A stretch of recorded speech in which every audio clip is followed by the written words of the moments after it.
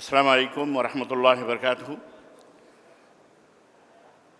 الحمدللہ رب العالمین والصلاة والسلام علی نبینا محمد وعلی آلہ وصحبہ اجمعین، اما بعد۔ قال اللہ تبارک وتعالی: یا ایہا الذین آمنوا اتقوا اللہ حق تقاتہ ولا تموتن الا وانتم مسلمون۔ یا ایہا الناس اتقوا ربکم الذی خلقکم من نفس واحدہ وخلق منها زوجها وبث منہما رجالا کثیرا ونساء واتقوا الله الذي تساءلون به والأرحام إن الله كان عليكم رقيبا۔ يا أيها الذين آمنوا اتقوا الله وقولوا قولا سديدا يصلح لكم أعمالكم ويغفر لكم ذنوبكم ومن يطع الله ورسوله فقد فاز فوزا عظيما۔ اللهم صل على محمد وعلى آل محمد كما صليت على إبراهيم وعلى آل إبراهيم إنك حميد مجيد۔ اللهم بارك على محمد وعلى آل محمد كما باركت على إبراهيم وعلى آل إبراهيم إنك حميد مجيد۔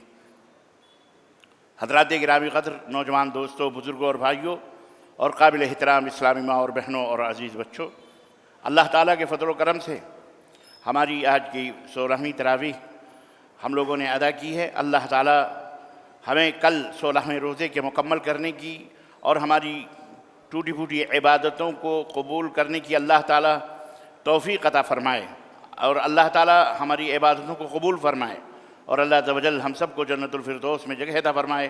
ہمارے ماں باپ پر، ہمارے بھائی بہنوں پر، عزیزاء قارب، بیوی بچوں پر اللہ رحم فرمائے، اور ان کی بھی گردنوں کو جہنم سے آزاد فرمائے، آمین یا رب العالمین۔ عزیزان گرامی، ہماری گفتگو سورہ النساء کے بڑے ہی اہم موضوعات پر ہو رہی تھی۔ آئیے آج بھی اسی سے ہم مکمل طریقے سے کچھ معلومات حاصل کرتے ہیں، اپنے دین کے احکامات، خاص طور سے عورتوں کے مسائل اس موضوع سے اس سورہ مبارکہ میں خصوصیت کے ساتھ ذکر کیے گئے ہیں۔ اور ایک اہم موضوع جسے اللہ کے نبی صلی اللہ علیہ وسلم نے نصف دین، آدھا دین فرمایا ہے، وراثت کا موضوع ہے، جس کو اس سورہ مبارکہ کے اندر اللہ رب العزت نے ذکر فرمایا۔ رب کائنات نے فرمایا: للرجال نصیب مما ترک الوالدان والاقربون۔ اس میں وللنساء نصیب مما ترک الوالدان والاقربون مما قل منه او کثر نصیبا مفروضا۔ اللہ تبارک و تعالیٰ نے جو بھی حصہ مقرر فرمایا ہے، لڑکے چھوڑیں، اقرب چھوڑیں، رشتہ دار، ان سب کے لیے اس میں وراثت میں حصہ ہے، سب کے لیے، عورتوں کے لیے بھی اور مردوں کے لیے بھی۔ اور اس کے بعد اللہ تبارک و تعالیٰ نے یہ خاص طور سے تنبیہ فرمائی آیت نمبر 10 کے اندر کہ ان الذین یأکلون اموال الیتامی ظلما، جو یتیموں کے مال کو ظلم سے کھاتے ہیں، انما یأکلون فی بطونہم نارا، وہ اپنے پیٹ میں آگ کھا رہے ہیں، جہنم کھا رہے ہیں، انگارہ کھا رہے ہیں، وسیصلون سعیرا، اور انہیں اس جہنم میں ڈالا جائے گا قریب۔ اس کے بعد وراثت کی تقسیم کا اللہ تبارک نے فرمایا: یوصیکم اللہ فی اولادکم للذکر مثل حظ الانثیین، دو لڑکیوں کے برابر ایک لڑکے کا حصہ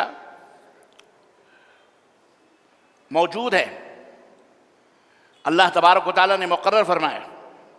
اور یہ پورا یوں سمجھیے کہ ماں کا حصہ، بہن کا حصہ، بیٹیوں کا حصہ، باپ موجود ہے، ماں موجود ہے، باپ نہیں ہے، اس کا حصہ، یا بیوی مر گئی اس کا حصہ، مرد مر گیا اس کا حصہ، عورت کا کتنا ہوگا، یہ پوری تفصیلات اللہ تعالیٰ نے 1-2 صفحے 3 صفحے کے اندر مقرر فرمائی۔ اور اس میں ہر چیز کے لیے واضح طور پر حکم بیان کرتے ہوئے اللہ رب العزت نے فرمایا کہ یہ یاد رکھو، تلک حدود اللہ، یہ اللہ کے حدود ہیں۔ ومن یطع اللہ ورسولہ یدخلہ جنات تجری من تحتہا الانہار، یہ اللہ کے حدود ہیں، ان کی پاسداری کرنا تمہارا فرض ہے، اور جو اللہ اور اس کے رسول کی اطاعت کریں گے اللہ تعالیٰ انہیں ایسی جنت میں داخل فرمائے گا جس کے نیچے نہریں بہہ رہی ہیں۔ اور ومن یعص اللہ، اور جو اللہ کی نافرمانی کرے گا، اللہ اور اس کے رسول کی نافرمانی کرے گا، وہ یتعدی حدودہ، اور اللہ کے ان بتائے باؤنڈری کو کراس کرے گا، تو اللہ رب العزت نے فرمایا کہ یدخلہ نارا خالدا فیہا ولہ عذاب مہین، وہ ہمیشہ جہنم میں رہے گا، اور اس کے لیے بڑا ذلت ناک عذاب اس کے اوپر ہوگا۔ اس کے بعد اللہ رب العزت نے فرمایا کہ واللاتی یاتین الفاحش من نسائکم، اگر تمہاری بیویوں میں سے کوئی بیوی کوئی غلط قدم اٹھا دے اور زنا کا ارتکاب کرے، فاحشہ کا ارتکاب کرے، تو اللہ تعالیٰ نے فرمایا 4 گواہ اس کے اوپر مقرر کراؤ۔ 4 گواہ تم میں سے ہونے چاہیے، تم مردوں میں سے 4 گواہوں نے دیکھا ہو اس کو اپنی آنکھوں سے۔ فَإِن شَهِدُوا، اگر وہ 4 گواہوں نے گواہی دی کہ ہاں ان کو ہم نے زنا کرتے ہوئے پایا، دیکھا ہے، فَأَمْسِكُوهُنَّ فِي الْبُيُوتِ، تو انہیں بالکل گھر کے اندر بند کر دو یہاں تک کہ وہ مر جائیں۔ الا یہ کہ اللہ تبارک و تعالیٰ کوئی ان کے لیے نیا حکم جاری فرمائے۔ یہ پہلے یہ حکم تھا اسلام کے شروع میں، اور بعد میں سورہ النور کے اندر اللہ تبارک و تعالیٰ نے کوڑے لگانے کا حکم، ہمیشہ ہمیش کے لیے گھروں میں پیک کرنا، ان کو گھر بندی بنا کر کے گھر میں بند کرنے کا حکم نہیں دیا، بلکہ ان کا فیصلہ فرماتے ہوئے اللہ تبارک و تعالیٰ نے فرمایا کہ گواہیاں اگر مقرر ہیں یا ان کا خود کا اعتراف ہے تو ان کو، شادی شدہ ہیں تو ان کو کوڑے مارے جائیں گے، اور اگر غیر شادی شدہ ہیں تو ان کو کوڑے مارے جائیں گے، اور اگر شادی شدہ ہیں تو ان کو پتھروں سے مار مار کر کے ہلاک کر دیا جائے گا۔ اسی کو رجم کہا جاتا ہے۔ یہ ایک زنا کی سزا ہے جو اللہ تبارک و تعالیٰ نے مقرر فرمائی ہے، لیکن یہ حکم منسوخ ہے۔ یہ حکم جو ہے کہ ان کو گھروں کے اندر قید کر دو، بندی بنا دو یہاں تک کہ وہ مر جائیں، یہ حکم پہلے تھا، یہ منسوخ ہو چکا ہے۔ کوڑا مارنے کا اور رجم کرنے کا وہ حکم بعد میں اللہ تبارک و تعالیٰ نے بتایا۔ اسی طرح سے ہم جنس پرستی، مرد مرد سے، عورت عورت سے، اگر اس طرح کے حرکات آپس میں پائے جائیں تو ان کے لیے بھی اللہ تبارک و تعالیٰ نے حکم فرمایا ہے، فَآذُوهُمَا فَإِن تَابَا وَأَصْلَحَا، تو انہیں مارو، انہیں پیٹو اور اذیت پہنچاؤ یہاں تک کہ وہ توبہ کر لیں، اور اگر توبہ کر لیں تو پھر انہیں چھوڑ دو اگر وہ اصلاح کر لیں۔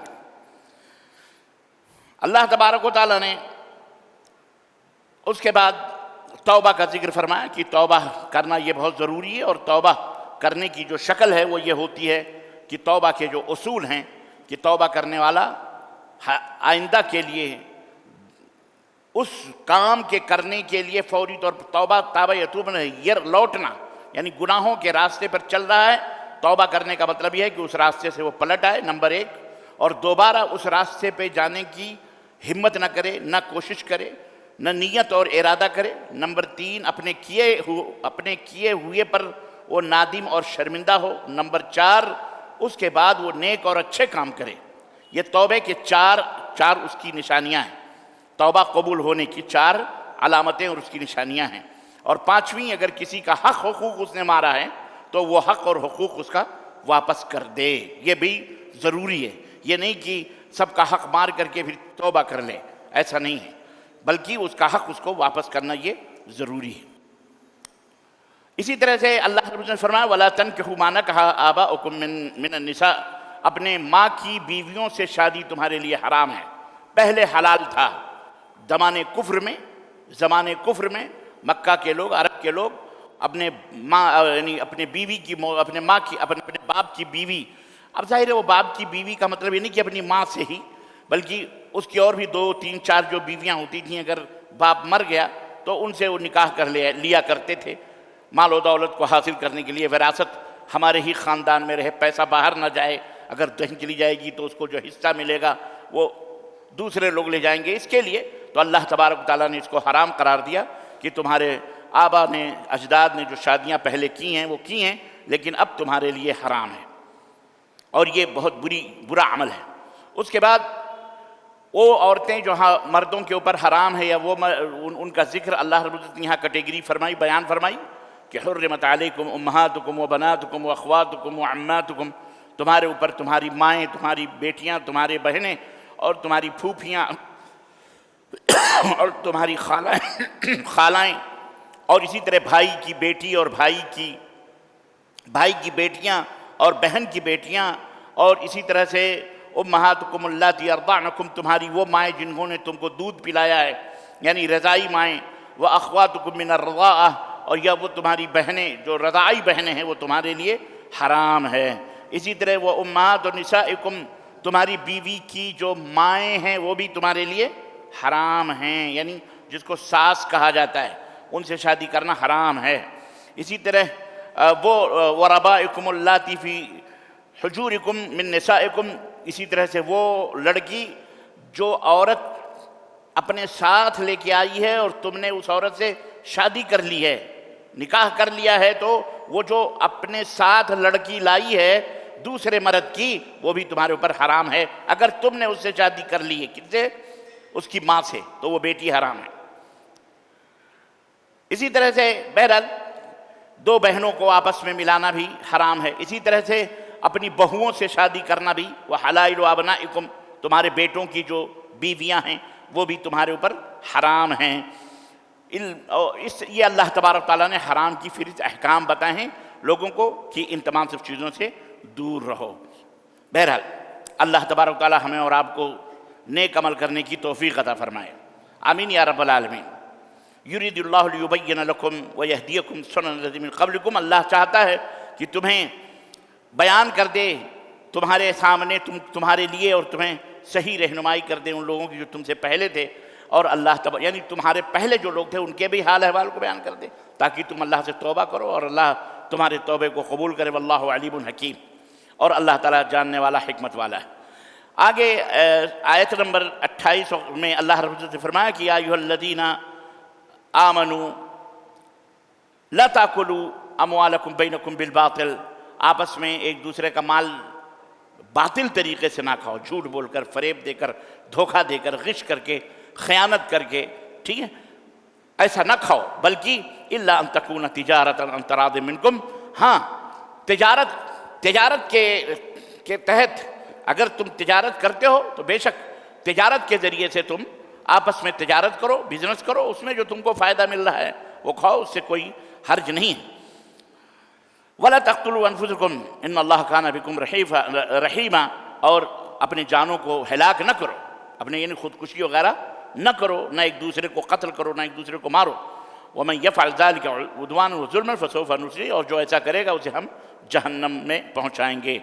اس کے بعد اللہ رب العزت نے فرمایا، ایک پیاری آیت ہے کہ ان تجتنبوا کبائر ما تنہون عنہ نکفر عنکم سیئاتکم وندخلکم مدخلا کریما، اور اگر بڑے بڑے گناہوں سے تم بچتے رہے، پرہیز کرتے رہے، اور تو ہم تمہارے چھوٹے چھوٹے جو گناہ ہیں ان گناہوں کو ہم معاف فرما دیں گے، اور تمہیں انتہائی مبارک اور مکرم اور بخشش والے اور بہترین گھر کے اندر ہم تمہیں جگہ دیں گے، مطلب جنت میں ہم تمہیں ٹھکانہ دیں گے۔ اللہ ہم سب کو جنت عطا فرمائے۔ وَلَا تَتْمَنُّوا مَا فَضَّلَ اللَّهُ بِهِ بَعْضَكُمْ عَلَى بَعْضٍ لِلرِّجَالِ نَصِيبٌ مِّمَّا اكْتَسَبُوا وَلِلنِّسَاءِ نَصِيبٌ مِّمَّا اكْتَسَبْنَ، ایک دوسرے کو دیکھ کے حسد نہ کرو۔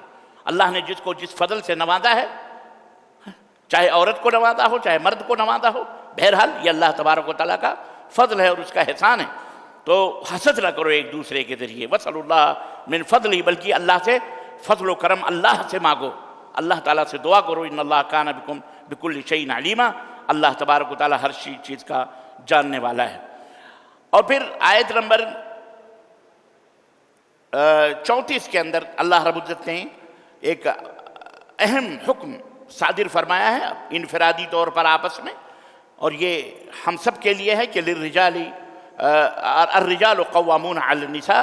آج کل یہ آیت کریمہ ظالم جو ہوتے ہیں، جن کے دلوں میں کفر ہے، وہ بڑا اچھالتے ہیں لے کر کے، حالانکہ اللہ رب العزت نے اس میں، اور بہت سارے نادان مسلمان بھی اس آیت کریمہ کے ذریعے سے اپنے آپ کو بہت بڑا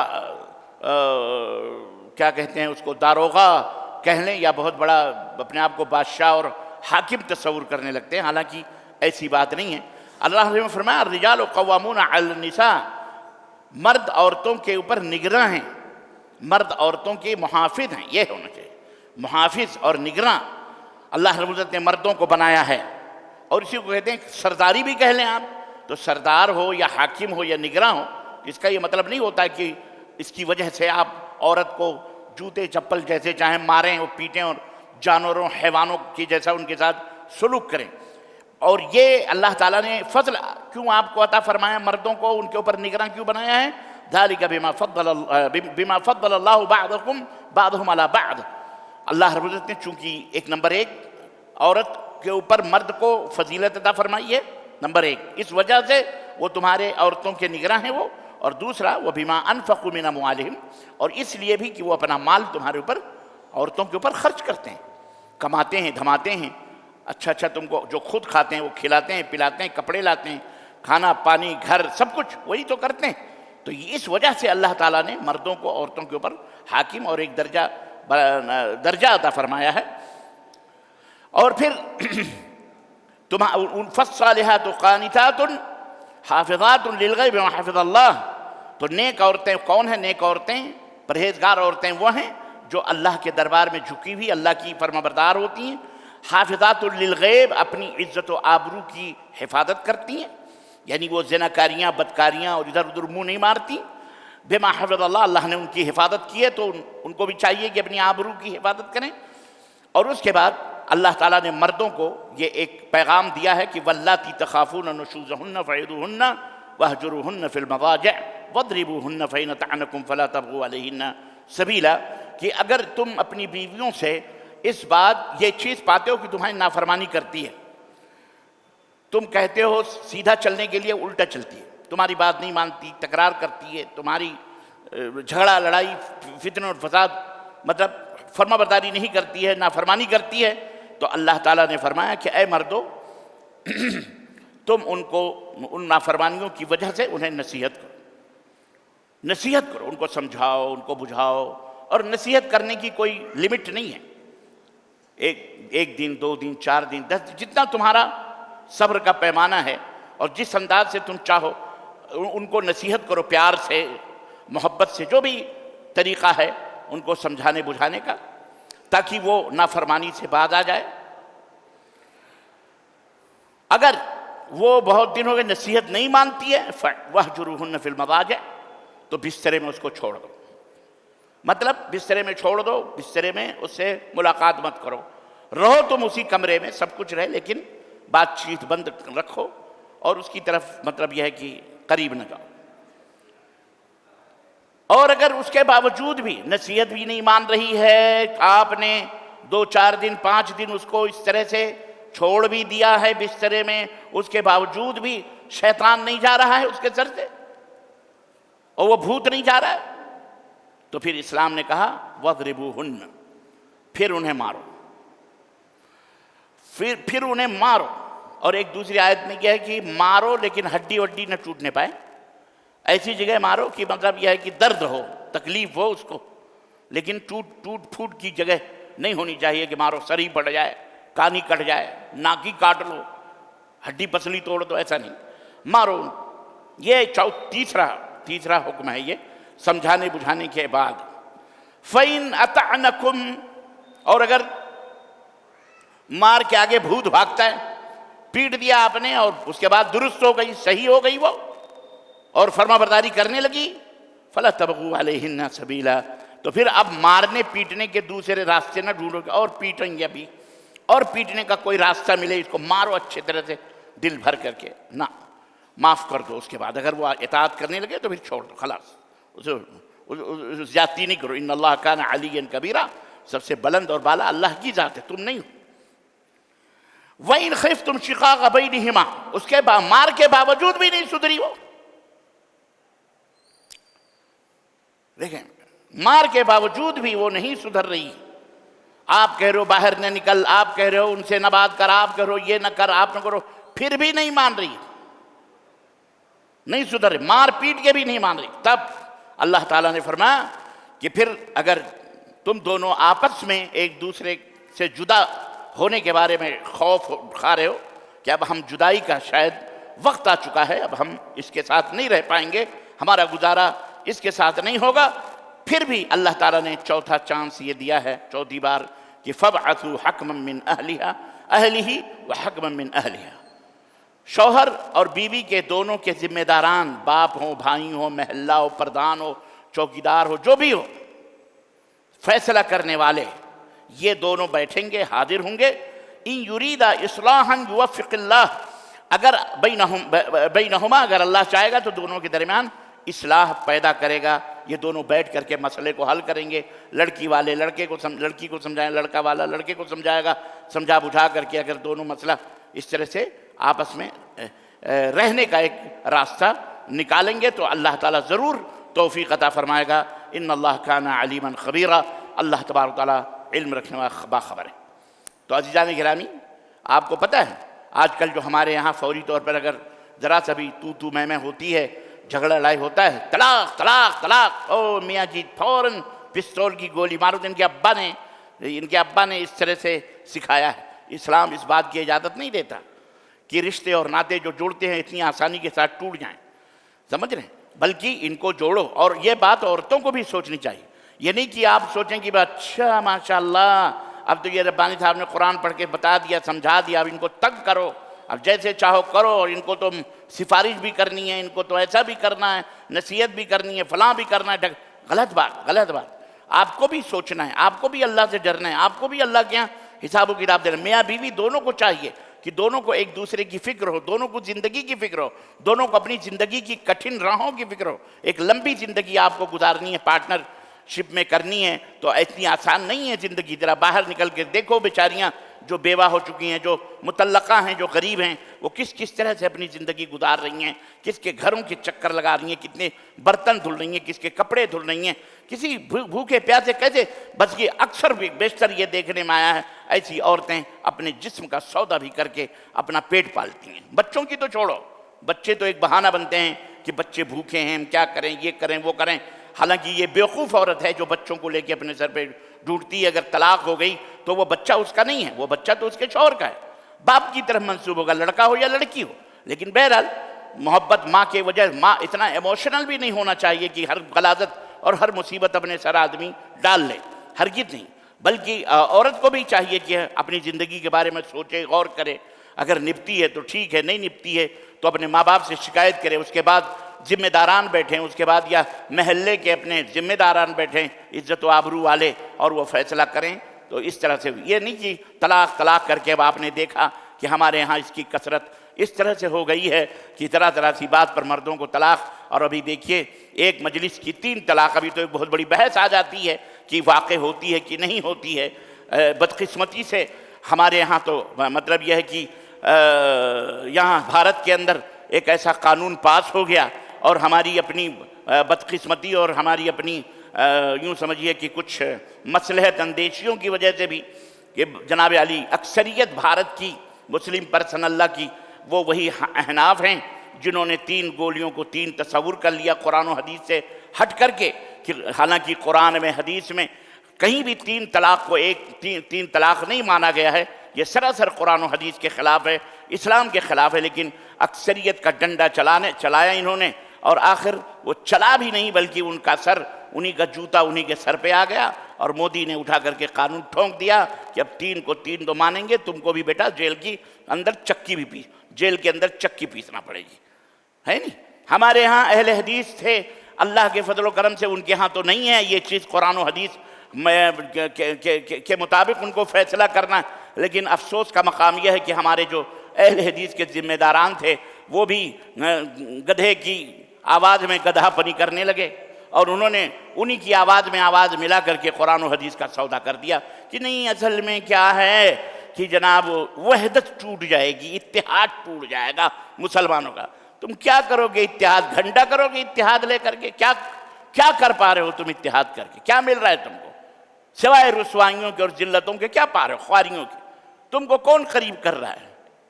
تم کو تو زکوٰۃ سمجھ کر کے انہوں نے کہا ہمیں اپنے کمیونٹی سے ہم نے نکال دیا، اہل حدیثوں کو ہم زکوٰۃ سمجھ کر کے نکال دیا، ہم کو تو مسلمان ہی نہیں مانتے۔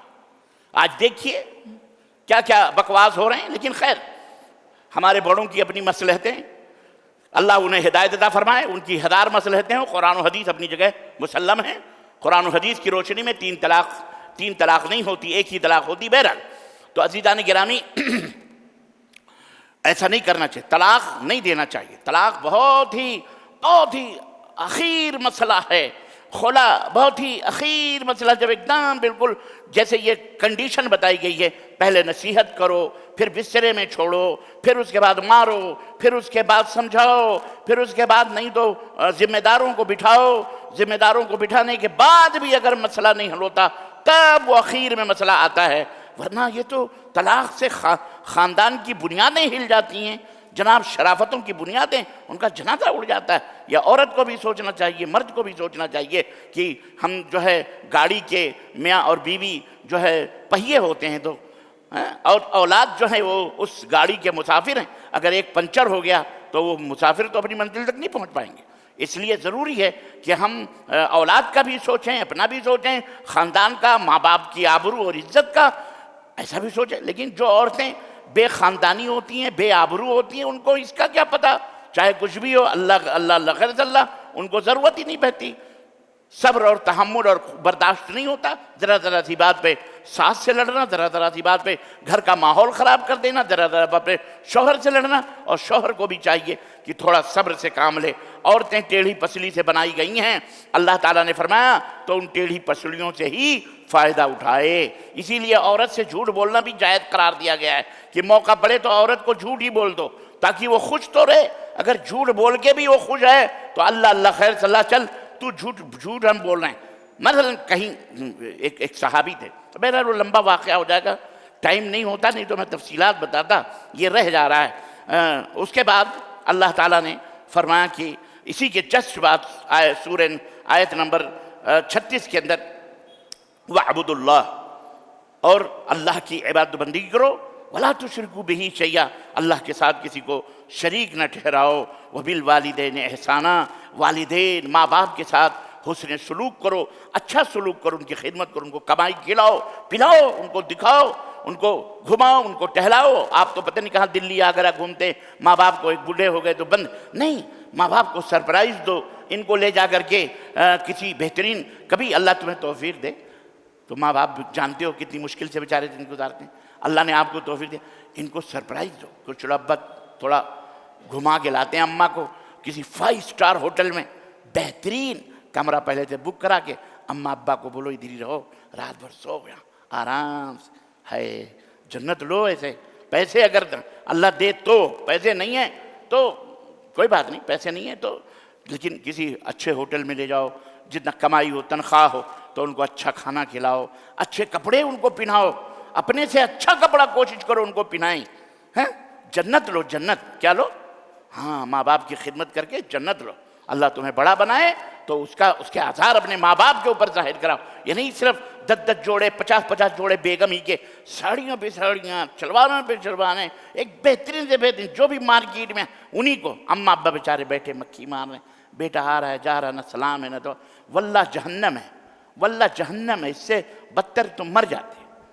اپنی ماں باپ کی عزت کرو، ان کی جوتیاں صحیح کرو، جی جناب، ان کی پیشانیوں کو بوسہ دو، صبح شام اٹھ کے چومو، ان سے لپٹو، گلے لگو، ان سے محبت کرو، ان سے، سمجھے؟ ہاں ان کے لیے دعا کرو، زندہ ہیں یا مردہ، کیا دعا کرنا؟ رب ارحمہما کما ربیانی صغیرا، اے اللہ میرے ماں باپ کے اوپر رحم فرما جیسے وہ بچپن میں ہمارے لیے ہمارے اوپر شفقت کرتے تھے۔ اللہ اللہ، بچپن میں کیسے کرتے تھے آپ کو پتہ ہے؟ تو اللہ کے بندو، اللہ تعالیٰ نے فرمایا کہ والدین کے ساتھ احسان کرو، وَبِذِي الْقُرْبَى، جو قریبی رشتہ دار ہیں، خالہ، نانی، پھپھو، پھپھا، یہ تمام سب جو ماموں مامی، یہ تمام رشتہ دار، ان کے ساتھ اچھا سلوک کرو، وَالْجَارِ الْجَنْبِ وَالْجَارِ ذِي الْقُرْبَى، اور جو عزیز و اقارب تمہارے پڑوس میں ہیں ان کے ساتھ بھی اچھا سلوک کرو، اور جو تمہارا پڑوسی ہے، تمہارا دوست، والجار جو تمہارا پڑوسی ہے، دوست، اس کے ساتھ بھی اچھا سلوک کرو، وابن السبیل، مسافروں کے ساتھ اور غلاموں کے ساتھ، ان اللہ لا يحب من کان مختالا فخورا، اللہ فخر کرنے والے اترانے والوں کو اللہ پسند نہیں فرماتا ہے۔ بہرحال تو میرے عزیزوں، میرے دوستوں، پھر اللہ تعالیٰ نے فرمایا نشے کی حالت میں جب تمہارے، یہ تھا حکم ابتدائی، پہلے شراب پیتے تھے لوگ تو اللہ تعالیٰ نے منع فرمایا لا تقربوا الصلاۃ وانتم سکارا، اے ایمان والو، نماز جب تم نشے میں ہو تو نماز کے قریب نہ جاؤ، یہ نہیں کہ اس کے پہلے پی لو، پہلے پی لیتے تھے، بعد میں منع کیا۔ 3 لمحوں میں، 3 وقفوں سے، 3 اسٹیپ سے اللہ تعالیٰ نے شراب کو حرام قرار دیا۔ پہلے یہ کہ اب نماز کے وقت تو شراب نہ پیو تو چھوڑ دیتے تھے، بعد میں پیتے تھے، بعد میں دھیرے دھیرے اللہ تعالیٰ نے فرمایا شراب بہت بڑا گناہ ہے، یہ ہے وہ ہے، پھر اس کے بعد مطلق طور پر اللہ نے شراب کو حرام کر دیا، جو ہمیں یہ بتاتا ہے کہ اپنی دعوت میں، اپنے پیغام میں بھی دھیرے دھیرے لوگوں کے ساتھ نرمی کے ساتھ، جن کی گھٹیوں میں پڑا ہوا ہے ان کو ایک بیگ آپ لائن پہ لاؤ گے تو مشکل ہے. ان کو دھیرے دھیرے دھیرے دھیرے سمجھایا جائے. شراب پینے کا کیا تھا؟ اللہ تعالیٰ حکم نازل فرما دیتا قرآن میں، جیسے اخیر میں فرمایا، لیکن 3 دفعہ 3 مرحلے میں شراب کو حرام کیا گیا، کیونکہ عربوں کے گھٹیوں میں شراب پڑی تھی. اور اخیر میں جب اللہ تعالیٰ نے فرمایا کہ یہ بہت بڑا حرام ہے، اس سے بچو، تو روایت میں آتا ہے کہ جن کے ہونٹوں تک گلاس تھے شراب کے، وہیں چھوٹ گئے، مٹکے لٹھا دیے گئے. مدینے کی گلیوں میں ایسا لگا جیسے شراب کی نہر بہہ رہی ہو، اس قدر شراب لوگ پیتے تھے. بہرحال الحمدللہ اس طرح سے پاک و صاف ہو گئے لوگ. شراب تو بہت بڑا گناہ ہے. اللہ نے فرمایا کہ پھر ان کا ذکر ہوا، کیا کہتے ہیں، اصحاب سبت کا، یعنی یہودیوں کا ذکر. تو ظاہر اللہ تعالیٰ بار بار اسی لیے کر رہا ہے تاکہ ان بدماشوں سے بچ کے رہیں. یہ بہت بڑی رذیل خنزیر قوم ہے یہودی. اللہ تعالیٰ نے اس کو بہت بڑا خنزیر بنا. یہاں بھی دیکھو اللہ رب العزت نے وہی بات فرمائی، یا ایھا الذین اوتوا الکتاب آمنوا، اے اہل کتاب یہودیوں نصرانیوں، آمنوا ایمان لے آؤ، بما انزلنا، جو قرآن ہم نے، جو کتاب ہم نے، جو نبی ہم نے اتارا ہے اس پر ایمان لے آؤ. من قبل ان نطمس وجوہا، قبل اس کے کہ تمہارے چہرے کو ہم مسخ کر. اور تم کو یاد ہونا چاہیے، تم کو ذرا پیچھے پلٹ کے دیکھو ہم تمہارے پر ہم نے کس طرح سے لعنت بھیجی سنیچر والوں پر، ہفتے والوں پر، اور ان کو ہم نے وکان امر اللہ مفعولا، ان کو ہم نے بندر بنا دیا تھا، ذلیل. یاد رکھو کہ تم کو ہم نے یہ سزا دی تھی، آج بھی وہ سزا تم کو مل سکتی ہے. لیکن بہرحال ان اللہ، یہاں بھی اللہ رب العزت فرمایا ان اللہ لا، یہودیوں کے ذکر کے بعد فرمایا اہل کتاب کے بعد، ان اللہ لا یغفر ان یشرک بہ، اللہ شرک کو کبھی معاف نہیں کرے گا. ویغفر ما دون ذلک لمن یشاء، اور جس کے لیے جو گناہ چاہے گا معاف کر دے گا. ومن یشرک باللہ فقد افترى اثما عظیما، اور جو اللہ کے ساتھ شرک کرتا ہے وہ اللہ کے اوپر کھلا ہوا بہتان اور الزام لگاتا ہے، اللہ تبارک تعالیٰ کے اوپر جھوٹ باندھتا ہے. بہرحال عزیزان گرامی، میں جلدی آپ کو مکمل طریقے سے جہنم کا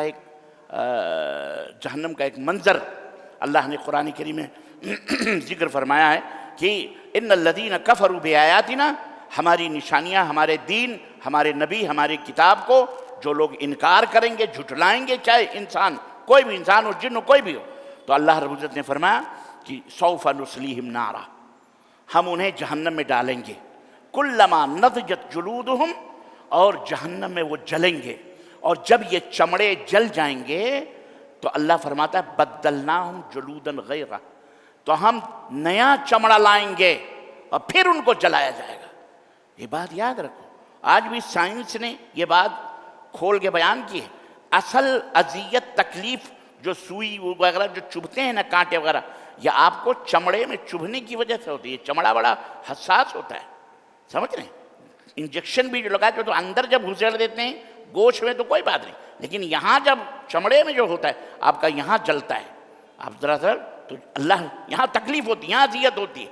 تو اصل اذیت چمڑے کی ہوتی ہے. تو اللہ رب العزت چونکہ خالق ہے، بنانے والا ہے، اور اس نے آج سے 1400-1500 برس پہلے یہ بات کہہ دی. آج سائنس وہاں تک پہنچی ہے تو پہنچی ہے، اور نہ بھی پہنچے تو اس سے کوئی نہیں فرق پڑتا. اللہ نے فرمایا ہم دوسرا چمڑا بدل دیں گے. کیوں؟ لیذوق العذاب، تاکہ یہ ظالم عذاب الہی کو چکھیں. ان اللہ کان عزیزا حکیما، اللہ غالب حکمت والا ہے. والذین آمنوا، لیکن جو لوگ ایمان لائیں گے، مرد ہوں یا عورت، وعملوا الصالحات، اور نیک عمل کریں گے، سندخلہم جنات تجری من تحتہا الانہار، تو ہم انہیں جنت میں داخل کریں گے، ایسے باغات میں جس کے نیچے سے نہریں بہیں گی، اور اس میں ہمیشہ وہ رہیں گے. اللہ نے فرمایا یا ایھا الذین آمنوا اطیعوا اللہ واطیعوا الرسول واولی الامر منکم، اے ایمان والو اللہ کی اطاعت کرو، رسول کی اطاعت کرو، اور تم میں جو حاکم ہیں، حکمران ہیں، ان کی اطاعت و فرمانبرداری کرو. فَإِن تَنَازَعْتُمْ فِي شَيْءٍ فَرُدُّوهُ إِلَى اللَّهِ وَالرَّسُولِ، پس اگر حاکم کی اطاعت کرنے میں، امیر کی اطاعت کرنے میں، عالم علماء بھی اس میں شامل ہیں، اگر کہیں جھگڑا ہو جائے، نزاع ہو جائے، اختلاف ہو جائے، تو اللہ تعالیٰ نے فرمایا فَرُدُّوهُ إِلَى اللَّهِ وَالرَّسُولِ، فیصلے کے لیے اللہ رسول کی باتوں کی طرف پھیر دو. ان کنتم تؤمنون باللہ والیوم، اگر تم واقعی اللہ پر ایمان لاتے ہو اور یوم آخرت پر. یہ بہت بڑی بات ہے. یہ قرآن و سنت کی طرف اپنے فیصلے کو پھیرنا یہ سچے اور پکے ایمان کی دلیل ہے۔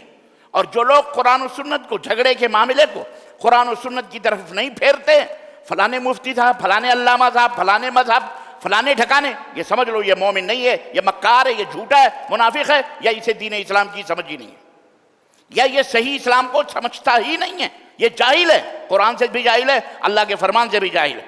اللہ نے فرمایا اگر تم اللہ پر ایمان لاتے ہو والیوم الآخر، اور قیامت کے دن پر ایمان لاتے ہو، ذالک خیر و احسن تاویلا، یہ تمہارے لیے سب سے بہترین چیز ہے۔ الم تر الی الذین یزعمون انہم آمنوا، اے نبی کیا آپ نہیں دیکھتے ان لوگوں کو جو یقین کرتے ہیں، گمان کرتے ہیں، ان کو بڑا گمان اور فخر ہوتا ہے کہ وہ اللہ پر ایمان لائے، وہ اللہ پر ایمان لائے اور ان چیزوں پر ایمان لائے جو آپ کی طرف نازل ہوئی، یعنی قرآن پر بھی ایمان لائے، اللہ کے اوپر بھی ایمان لائے۔ ایسے لوگ بھی سماج کے اندر موجود ہیں۔ وما انزل من قبلک، اور آپ سے پہلے جو کتابیں نازل ہوئی ان پر بھی وہ ایمان لائے، یعنی پورے اپنے آپ کو مومن سمجھتے ہیں، اس کے باوجود بھی ان کا حال کیا ہے؟ اللہ فرماتا ہے یریدون ان یتحاکموا الی الطاغوت، جب ان سے قرآن و سنت کی بات ہوتی ہے، آؤ بھی قرآن میں جو لکھا ہے، نبی نے جو فرمایا ہے، حدیث میں جو لکھا ہے، اللہ نے جو فرمایا، اس کے بجائے کہتے نہیں ہم کورٹ اور کچہری میں جا کے فیصلے لیں گے۔ یہ ہے کورٹ اور کچہری جاؤ اور اپنے آپ کو مسلمان بھی کہہ رہے ہو۔ سنو، وَقَدْ أُمِرُوا أَن يَكْفُرُوا بِهِ، حالانکہ طاغوت کے انکار کا حکم ان کو دیا گیا تھا کہ کہیں نہیں جانا، اللہ رسول کے فیصلے کی طرف آنا۔ اللہ رسول نہیں، زمین جائیداد پراپرٹی ایک دوسرے، اللہ رسول کی باتیں گئیں چولہے بھاڑ میں، حاکم کی باتیں وہاں جائیں گے، کچہری میں مقدمے لڑیں گے 20 سال 10 سال۔ شرم کرو مسلمانوں، ڈوب مرو چلو بھر پانی میں۔ اسی لیے یہ حکمران، اور پھر کہتے ہو کورٹ نے ہمارے ساتھ انصاف نہیں کیا، فلاں نے، ارے تم کورٹ ہے ہی ہے شیطانوں کا، تمہارے ساتھ کیا انصاف کرے گا؟ تم کیوں چاہتے ہو؟ آپس میں کیوں نہیں فیصلے کرتے؟ آپس میں کیوں نہیں انصاف کرتے؟ کیوں نہیں قرآن کریم اور حدیث رسول صلی اللہ علیہ وسلم سے انصاف ہوتا؟ ایک گلاس کے لیے کچہری میں جا رہے ہو، کورٹ میں جا رہے ہو، ایک بالشت زمین کے لیے، ایک بلڈنگ کے لیے، چور ہو، ڈاکو ہو، بدماش ہو، قلاش ہو، اللہ کی قسم باغی ہو، ایمان کے جھوٹے دعوے دار ہیں۔ اللہ تعالیٰ نے فرمایا کہ یہ لوگ ایمان کے جھوٹے دعوے دار ہیں۔ اللہ رب العزت فرمایا یرید الشیطان ان یضلهم ضلالا بعیدا، شیطان ان کو گمراہی میں بہت دور لے کے جانا چاہتا ہے۔ بڑی بڑی پراپرٹی ہے، جائیداد ہے، مقدمے لڑوائے جا رہے ہیں، مقدمے لڑو، جاؤ FIR کرو، وہ کرو، ڈھکا کرو۔ بے خبیثو، لعنت ہے تمہارے اوپر، تمہاری دولتوں کے اوپر بھی لعنت ہے۔ اللہ اس کے رسول کے پاس آؤ، قرآن اور حدیث میں جو فیصلے ہیں اس پہ آؤ، ایمانداری کی بات کرو، چوری چماری کی بات نہ کرو، لڑائی کی بات نہ کرو، فتنے کی بات نہ کرو۔ اللہ نے فرمایا فَإِن تَنَازَعْتُمْ فِي شَيْءٍ فَرُدُّوهُ إِلَى اللَّهِ وَالرَّسُولِ، اللہ اس کے رسول کی طرف لوٹاؤ اگر مومن ہو، ورنہ اپنا نام جا کے ایمان سے ہٹوا کر جا کے کوئی اپنا نام اور رکھو۔ آج پورے جدھر دیکھو ادھر ہی جناب علی فیصلے ہو رہے ہیں، فیصلے اللہ رسول کے کرنے کے بجائے ادھر ادھر فیصلے کرتے ہیں۔ وَإِذَا قِيلَ لَهُمْ تَعَالَوْا إِلَى مَا أَنزَلَ اللَّهُ إِلَى الرَّسُولِ، اللہ فرماتا ہے جب ان سے کہا جاتا ہے ارے بھائی ادھر ادھر کہاں جا رہے ہو، اللہ رسول نے جو فرمائے آ جاؤ نا، آؤ اس کے فیصلے کر لیتے ہیں۔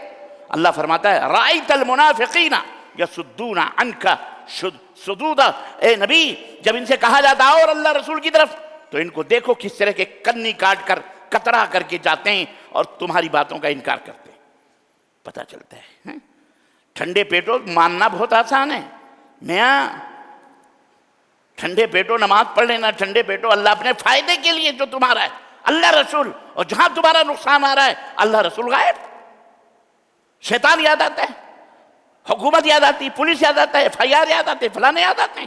لعنت ہے تمہارے اوپر، لعنت ہے تمہارے اوپر، دھتکار ہے، اسی وجہ سے جوتے پڑ رہے ہیں، کھا رہے ہو، کوئی تم کو بچانے والا نہیں ہے، یاد رکھو، اسی وجہ سے کہ تم نے قرآن کو چھوڑ دیا، رسول کو چھوڑ دیا، یہ حال ہے۔ فَكَيْفَ إِذَا أَصَابَتْهُمْ مُصِيبَةٌ بِمَا قَدَّمَتْ، اس کے بعد اللہ رب العزت نے تمام سب چیزیں ان کی بیان فرمائی ہیں۔ یہ تمام سب چیزیں پڑھیے، یاد، یہ سورہ نساء کی فلا ورب، سنو، اللہ نے خود قرآن میں سورہ یہی سورہ آیت نمبر 65 میں اللہ فرماتا ہے فلا وربک لا یؤمنون، میرے حبیب تیرے رب کی ربوبیت کی قسم ہے یہ مومن نہیں ہو سکتے، نہیں ہیں یہ مومن نہیں ہے۔ کون؟ حتی یحکموک فیما شجر بینہم، جب تک کہ اپنے اختلافی جھگڑے کے معاملے میں تجھے اپنا حکم، اپنا جج نہ بنا لیں. کسی بھی اختلافی معاملے میں اگر آپ کو اپنا جج نہیں بناتے، اپنے جھگڑوں کو آپ کے پاس نہیں ختم کرتے، اور جو آپ فیصلہ کرتے ہیں پھر اس فیصلے کو نہیں مانتے، ثم لا یجدوا فی انفسہم حرجا مما قضیت ویسلموا تسلیما، اور اسے مکمل طریقے سے نہیں تسلیم کر لیتے، تب تک یہ مومن ہو سکتے. بولو، یہ مومن ہی نہیں ہے، یہ جھوٹے ہیں. کون ہیں یہ؟ جھوٹے. اللہ ہمیں ایسے جھوٹوں سے حفاظت فرمائے. بولو آمین. عزیزان گرامی، بہرحال اس کے بعد اللہ رب العزت نے ارشاد فرمایا کہ وَمَا لَكُمْ لَا تُقَاتِلُونَ فِي، یہ غریبوں، مسکینوں، کمزوروں کی مدد کے لیے اللہ نے فرمایا تم کو کیا ہو گیا ہے مسلمانوں کہ کمزور عورت مرد چیخ رہے ہیں، چلا رہے ہیں. عورتوں میں سے مردوں چھوڑے. الذین یقولون ربنا اخرجنا من هذه القرية الظالم، بستی کے اوپر ظلم ہو رہا ہے، کاٹ رہے ہیں، کھا رہے ہیں ظالم لوگ. تمہیں کیا ہو گیا ہے کہ تم ان کی مدد کے لیے کھڑے کیوں نہیں ہوتے؟ ان کی مدد کے لیے کھڑے کیوں نہیں ہوتے؟ کیا ہو گیا؟ جو لوگ یہ کہتے ہیں اللہ ہمیں اس بستی سے نکال جس بستی کے لوگ ظالم ہیں، وَجْعَلْ لَنَا مِن لَدُنْكَ نَصِيرًا، اور ہمارے لیے کوئی مددگار بھیج دے اپنے پاس سے اے اللہ. تو اللہ فرماتا ہے کہ ان کی مدد کرو. یہ مومنوں کو حکم ہے ان کی مدد کرو. جو بھی ہیں، آج 57 سے زیادہ ممالک ہیں، ان کو چاہیے کہ اس کی طرف نظر رکھ کر کے ایسی جگہوں کی مدد کریں. لیکن بہرحال اللہ فرماتا ہے الذین آمنوا یقاتلون فی سبیل اللہ، جو ایمان لاتے ہیں وہ اللہ کی راہ میں جہاد کرتے ہیں. والذین کفروا یقاتلون فی سبیل الطاغوت، اور جو لوگ کافر ہیں وہ شیطان کے راہوں میں، شیطان کی عبادت میں، راہوں میں جہاد کرتے ہیں. فقاتلوا اولیاء الشیطان، تو ان شیطان کے دوستوں سے جہاد کرو. ان کید الشیطان کان ضعیفا، اور یاد رکھو یہ شیطان کا مکر بڑا کمزور ہے. لیکن جب تو ہم تو خود شیطان بنے ہوئے ہیں، ہم تو خود شیطان بنے ہوئے ہیں، ہم تو خود منافق بنے ہوئے ہیں، تو ہم کہاں سے یہ تمام سب کام کریں گے؟ اللہ اکبر. یاد رکھو اینما تکونوا یدرککم الموت، جہاں کہیں بھی رہو گے، جہاں کہیں بھی رہو گے موت تم کو آ کے پکڑ لے گی. ولو کنتم فی بروج مشیدہ، بھلے بند کمروں میں، شیشے میں، چاندی سونے کے گھروں میں کیوں نہ بیٹھے ہو، موت اپنا کام کر دے گی وہیں بیٹھے بیٹھے. یاد رکھو، موت سے نہ ڈرو.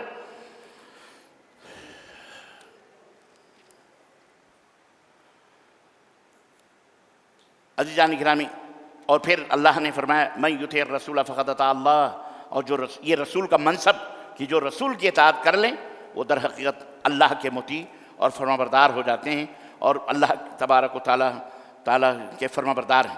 اس طرح سے بہرحال سورہ نساء آپ پڑھیے. اللہ رب العزت نے اس میں بہت ساری باتیں ایسی بتائی ہیں کہ میں آپ کے سامنے اس کو کیا بتاؤں مکمل طریقے سے، اس مختصر سے وقت میں تو نہیں بیان کر سکتا. اتنا کافی ہے. اگلا انشاءاللہ سورہ مائدہ ہمارے سامنے ہے. انشاءاللہ ہم سورہ مائدہ کی تفسیر کل انشاءاللہ آپ کی خدمت میں رکھیں گے، زندگی رہی. اور اس طرح سے ہم نے یہ سورہ النساء کا مختصر سا تھوڑا سا حصہ لیا ہے. اللہ تبارک و تعالیٰ سے دعا ہے کہ اللہ تبارک و تعالیٰ ہمیں کہنے اور سننے سے زیادہ عمل کرنے کی توفیق عطا فرمائے. آمین یا رب العالمین. وصلی اللہ علی نبینا محمد وعلی آلہ وصحبہ اجمعین. والسلام علیکم ورحمۃ اللہ وبرکاتہ.